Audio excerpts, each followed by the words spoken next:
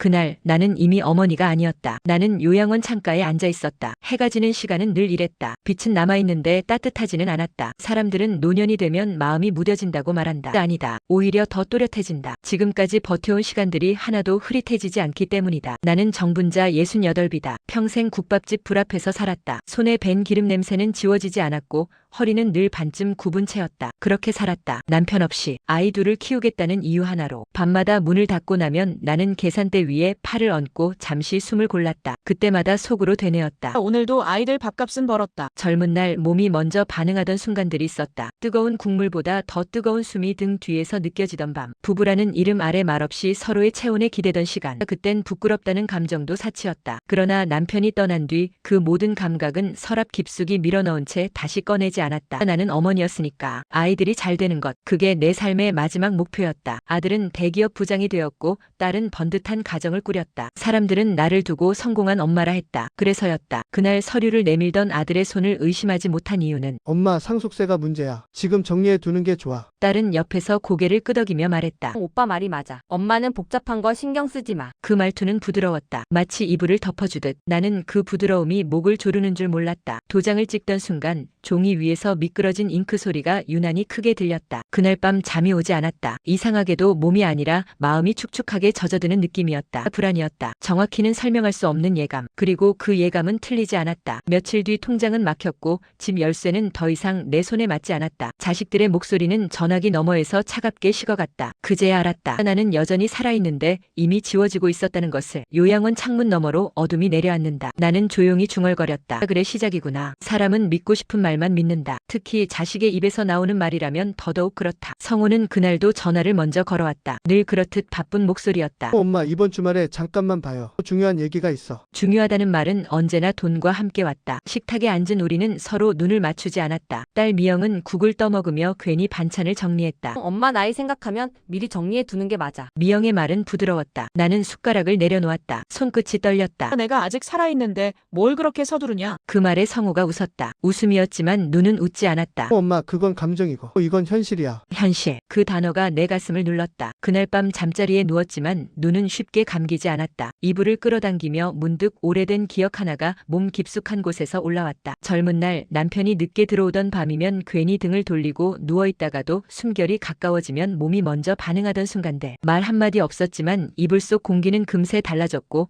심장은 이유 없이 빨라졌다. 그때의 나는 원하지 않아도 거부하지 않았다. 그 기억이 지금 왜 떠올랐는지 나도 알 수 없었다. 다만 자식들 앞에 앉아있는 지금의 내가 그때의 나보다 훨씬 더 외롭다는 사실만은 분명했다. 며칠 뒤 성우는 서류를 들고 다시 왔다. 엄마, 여기 도장만. 엄마를 위해서야. 그 말에 미영이 덧붙였다. 오빠가 다 알아서 해줄 거야. 나는 서류를 들여다봤다. 글자는 많았고 내용은 어려웠다. 그러나 자식들은 나를 기다리지 않았다. 도장을 찍는 순간 마치 몸의 중심이 툭 빠져나가는 느낌이 들었다. 그날 이후 아이들의 전화는 줄었고 목소리는 달라졌다. 그건 엄마가 신경 쓸 일이 아니야. 우리가 알아서 할게. 나는 그제야 깨달았다. 자식의 말은 언제든 칼이 될 수 있다는 걸. 도장을 찍고 난 뒤 며칠은 아무 일도 없는 듯 보였다. 아침에 눈을 뜨면 햇빛은 여전히 창으로 들어왔고 주방의 시계도 같은 소리를 냈다. 그러나 사람만 달라졌다. 전에는 하루가 멀다 하고 오던 전화가 사흘, 나흘 그렇게 비어갔다. 내가 먼저 전화를 걸면 성우는 늘 바빴다. 회의 중이야. 나중에 다시 전화할게. 그 나중은 오지 않았다. 미영에게 전화를 걸면 아이 핑계가 먼저였다. 애가 열이 나서. 지금 정신이 없어 엄마. 나는 전화를 끊고 나서도 한참 동안 수화기를 쥐고 있었다. 그때부터였다. 통장이 말을 듣지 않기 시작한 건. 병원에 가려고 카드를 내밀었을 때 간호사가 고개를 들었다. 결제가 안 됩니다.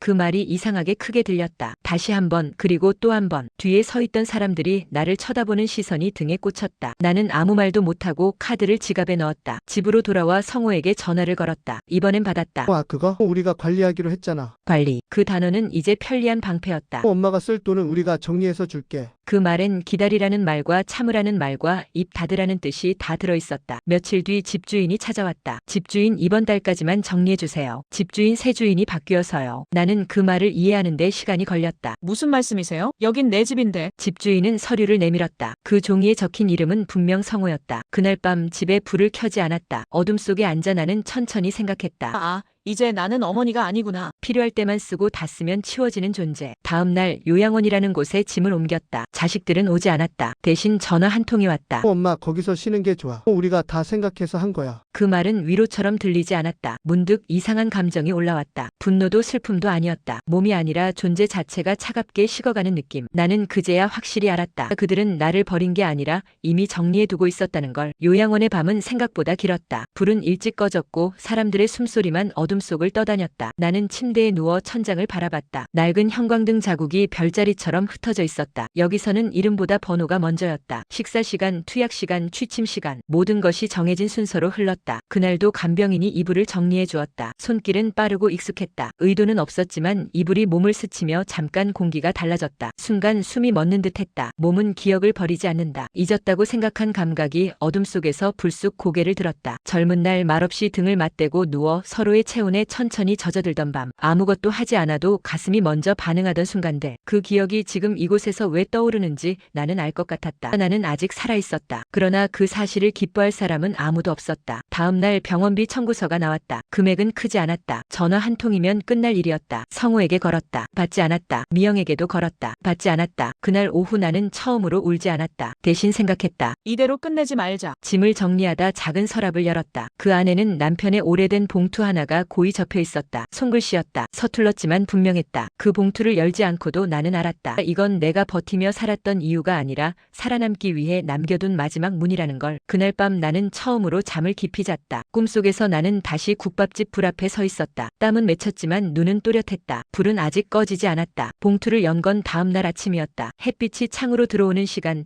요양원 특유의 소독약 냄새가 공기 속에 떠 있었다. 나는 손을 씻고 천천히 봉투를 열었다. 종이는 생각보다 얇았고 글씨는 기억보다 더 또렷했다. 분자야, 혹시라도 내가 먼저 가게 되면 이 글을 내가 읽게 되겠지. 나는 그 문장에서 이미 멈췄다. 아이들 얘기는 하지 않으려다 그래도 남긴다. 사람은 돈 앞에서 생각보다 쉽게 변한다. 손끝이 조금 떨렸다. 내가 가진 건물은 내가 남긴 게 아니다. 그 문장을 읽는 순간 숨이 멎었다. 그 건물의 실소유는 이미 다른 방식으로 보호되어 있다. 아이들이 혹시라도 서두르려 한다면 이 글을 변호사에게 가져가라. 봉투 안에는 명함 하나가 함께 들어있었다. 오래된 법무법인, 이름은 낯설었지만 전화번호는 선명했다. 그날 오후 나는 전화를 걸었다. 정분자 어르신이시죠? 기다리고 있었습니다. 그 말 한마디에 나는 알았다. 이 모든 게 우연이 아니라는 걸. 며칠 뒤 변호사가 요양원으로 찾아왔다. 나이는 나보다 조금 어렸다. 아드님과 따님이 명예 이전을 요구했을 때 이미 법적으로 문제가 생겼습니다. 나는 아무 말도 하지 않았다. 건물은 이미 신탁 형태로 묶여 있었습니다. 명예 이전은 형식에 불과했고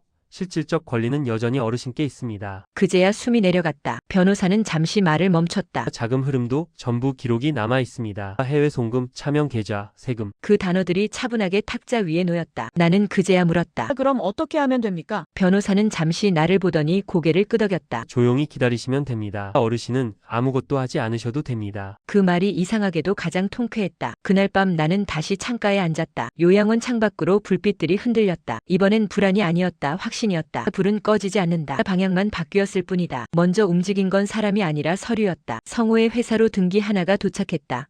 법무법인 명의의 내용 증명. 성우는 회의실에서 봉투를 열었다고 했다. 문서 자금 흐름에 대한 소명 요청. 짧은 문장이었지만 의미는 분명했다. 그날 이후 성우의 얼굴은 회사 안에서 자주 불려다녔다. 회계팀, 감사팀, 그리고 외부감사. 미영의 집에도 비슷한 봉투가 도착했다. 문서 증여세 누락, 문서 차명 거래 의심. 미영의 남편은 신문을 덮으며 말했다. 당분간 밖에 나가지 마. 아이들 앞에서 미영은 웃었지만 손은 계속 마른 침을 삼켰다. 둘은 서로에게 전화를 걸었다. 이게 무슨 일이야? 엄마가 뭘 한 거야? 그러나 나는 아무것도 하지 않았다. 변호사의 말대로 그저 기다렸을 뿐이었다. 며칠 뒤 건물 매각건이 문제 삼아졌다. 실소유권, 신탁구조, 위임 범위 초과. 이미 돈은 해외로 빠져나갔고 그 기록은 지워지지 않았다. 성우는 처음으로 내 번호로 전화를 걸었다. 한 번, 두 번, 세 번. 나는 받지 않았다. 미영은 요양원으로 찾아왔다. 얼굴은 화장이 짙었고 목소리는 낮아졌다. 엄마, 우리 얘기 좀 해. 그 말엔 예전처럼 명령도 확신도 없었다. 불안만 있었다. 나는 창밖을 보며 말했다. 지금은 할 말이 없구나. 그날 밤 뉴스 한 줄이 휴대폰 화면에 떴다. 뉴스 대기업 간부 자금 관리 의혹 조사 중. 이름은 나오지 않았지만 성우라는 걸 모두가 알았다. 미영의 동네에선 소문이 돌기 시작했다. 이웃 그 집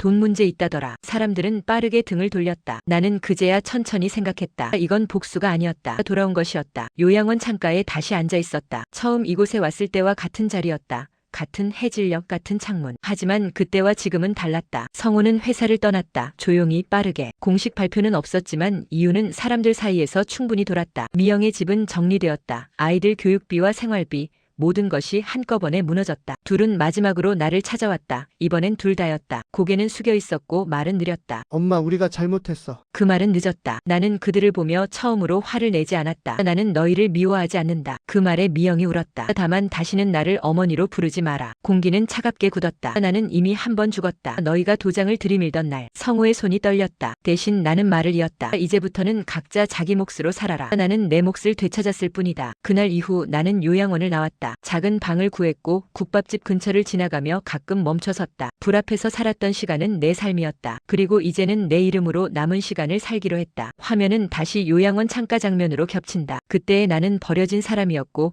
지금의 나는 선택하는 사람이었다. 사람들은 말한다. 부모는 자식을 위해 모든 걸 내줘야 한다. 나는 이제 말할 수 있다. 부모는 재산이 아니다. 부모는 사람이다. 내 이야기가 누군가에게 늦지 않기를 바란다. 오늘도 누군가는 자식이라는 이름 앞에서 도장을 들고 망설이고 있을 테니까. 끝으로 이 말을 남긴다. 사랑은 내어주는 것이지만 존엄까지 내어주는 건 아니다. 나는 정분자다. 그리고 나는 살아있다. 지금도 가끔 혼자 조용히 앉아있으면 그날을 떠올리게 됩니다. 만약 그때 감정만 앞서고 사람을 돌아보지 않았다면 우리는 여기까지 오지 못했을지도 모른다는 생각을요. 그래서 이 이야기를 꺼내고 싶었습니다. 늦은 나이에 찾아온 감정은 젊을 때보다 훨씬 조심스럽고 그만큼 더 많은 걸 가르쳐준다는 걸 저는 이제야 알게 되었습니다. 욕망을 부정하지 않으면서도 사람을 먼저 생각하는 법, 그 균형을 배워가는 시간이 인생의 끝자락에 와서야 찾아올 수도 있다는 걸요. 그래서 오늘도 조용히 감사한 마음으로 하루를 마무리합니다. 사랑은 끝나지 않았고 우리는 생각보다 오래 배울 수 있는 존재였다는 사실에 조심스럽게 안도하면서요. 이 이야기를 들려드린 이유는 단 하나입니다. 혹시 이 영상을 듣고 계신 분들 중에 저와 비슷한 마음을 가슴속에 묻어두고 계신 분이 있다면